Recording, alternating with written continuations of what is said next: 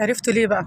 الرسول عليه أفضل الصلاة والسلام علمنا أدعية لما نكون مهمومين أو تعبانين أو متضايقين أو مخنوقين أو مضغوطين في الدنيا، أو حاسين بالفقر أو حاسين بالجوع أو حاسين بأي مشكلة.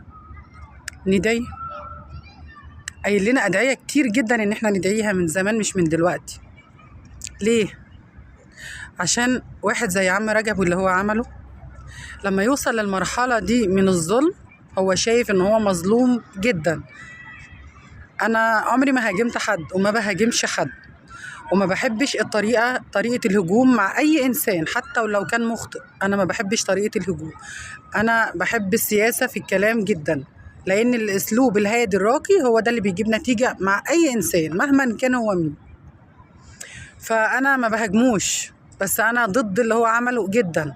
يعني انت مصور الفيديو بتقول ان هو ده مصدر دخلك الوحيد، ولعت فيه وحرقته بايدك، وواحد تاني واقف معرفش بيصور ولا هو من الواضح ان مش انت اللي بتصور، في حد تاني كان بيصور. يعني واحد عارف ان انت بتحرق في اكل عيشك وواقف يتفرج عادي.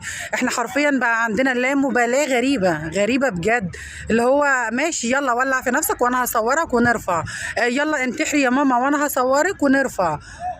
هو في ايه بجد؟ احنا محتاجين نغير المفاهيم اللي احنا وصلنا لها والاخطاء اللي احنا بقينا بنرتكبها في حق نفسنا وفي حق اطفالنا كل يوم. حضرتك انت ما حلتش المشكلة، حضرتك انت زودت المشكلة. انا دلوقتي مضغوط وعندي مشاكل كتير قوي وهو ده مصدر دخلي، وعندي مشاكل هنا وعندي. حل المشاكل او حاول تحل المشاكل، عشان هلاقي ناس تقول لي انت مش حاسه بحاجه، ما هو بيقول ان هو تعب وان هو عمل. لا، هي الحياه احنا عارفين ان هي تعب.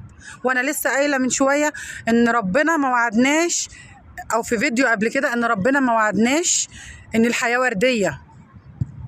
ربنا قال لك ان الحياه متعبه وانت لازم تتعب، وانت وكده كده احنا بنتعب وبنوصل، ومفيش حد في الدنيا مش تعبان. فين صبرك؟ فين ايمانك؟ فين دعاك؟ فين الحاجات دي كلها؟